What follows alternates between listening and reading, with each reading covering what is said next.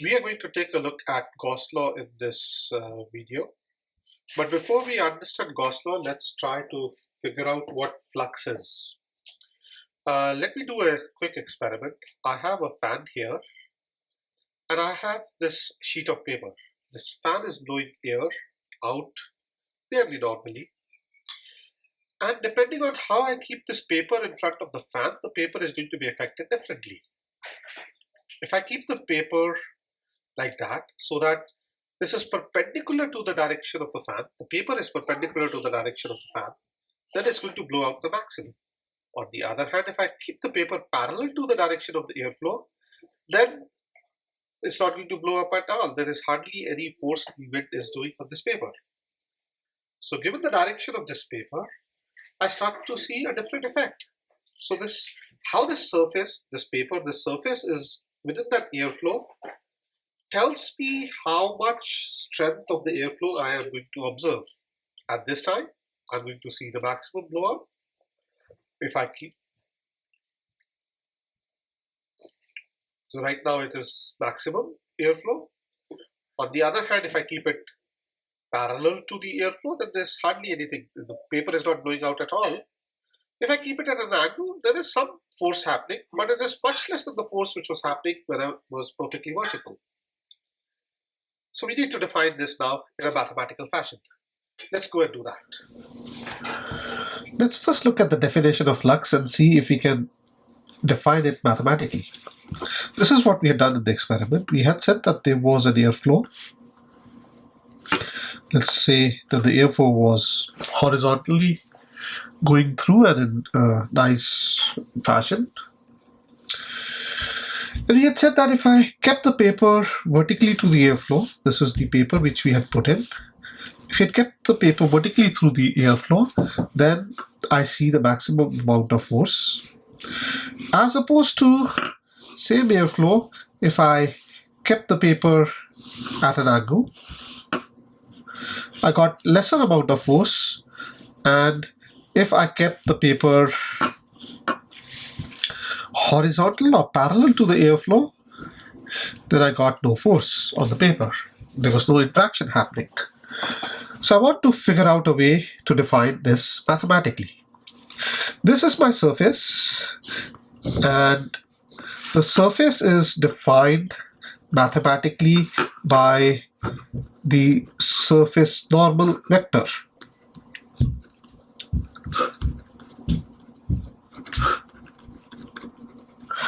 Surface normal vector is a vector which I go to the surface and I plot it with respect to that surface at that local point, a vector which goes perpendicularly out, and we're going to call it n, the normal vector to the surface.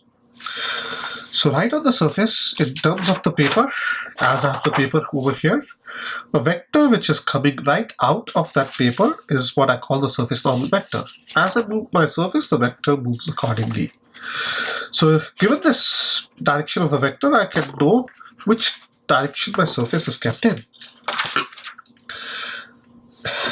Now think of, instead of calling these the airflow which we had talked about, we can call these to be the electric field, and I want to calculate what the flux of the electric field is going to be on any surface.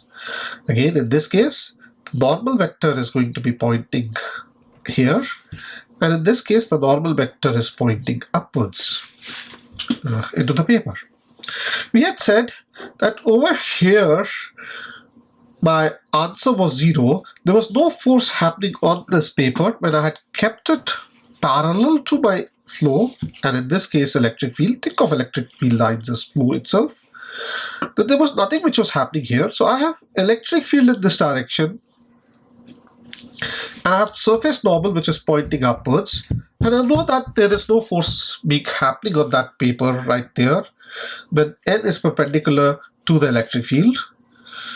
I know that the answer is 0, and I know that the answer here is maximum effect I can get, maximum value. So what should I do? When would I get the maximum value? What mathematical operator should I use so that I get the maximum value? And that is nothing but your dot product. going back to your 105, you must have done this dot product in calculations of the work, for example. And basically, we can define the value of the flux at any point here. We can define the value of the flux as a dot product between the electric field and the surface vector. If I assume that there is a small surface here, which is an area of ds, then this element over here, we can call it as a vector ds, which has an area of s and is pointing in the normal direction. And I want to calculate what is the flux over this small element. The flux d phi over that small element would be E dot of ds. When E is parallel to ds, the ds vector is in the same direction as ds, then I know that my d phi would be E ds, what is the dot product? Cos of the angle between them. So if I have an angle like that, this is my direction of E. This angle here is, if I call that angle to be theta, then the d phi, the flux, the dot product says, again remember from your 105, A dot B is the magnitude of A, magnitude of B times cos of the angle between them for any vector A and a vector B with an angle theta between them. So I can write my d phi as E ds cos theta. And for a surface like this, where my E and normal vector are in the same direction, theta is equal to 0 here. So my d phi flux just becomes E ds. And remember, cos theta goes from 0 to 1. So this is the maximum value it would take. For something like that, my theta now is 90 degrees. So my E dot ds term goes to 0. Right?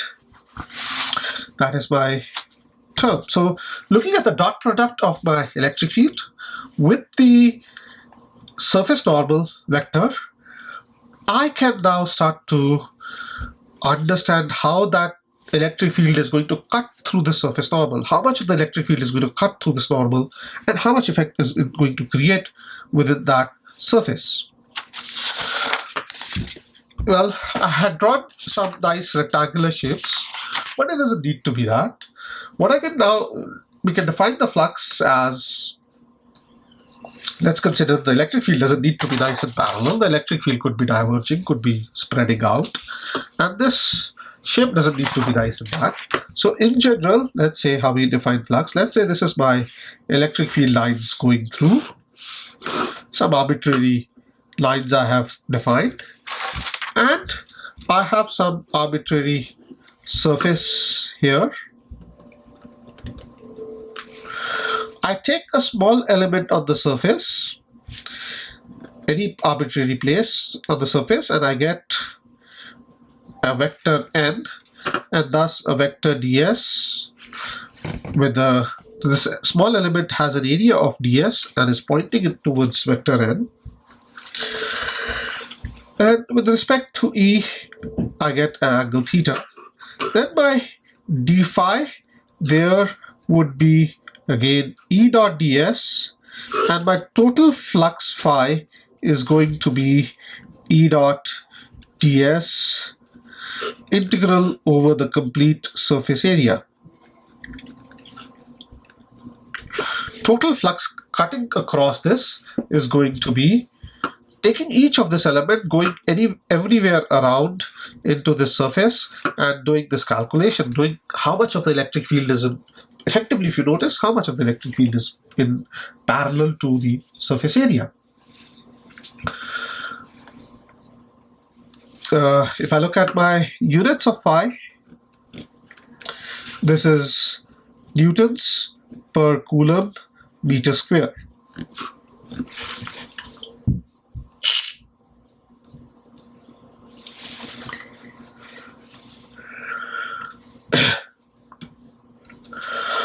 So that is the area here.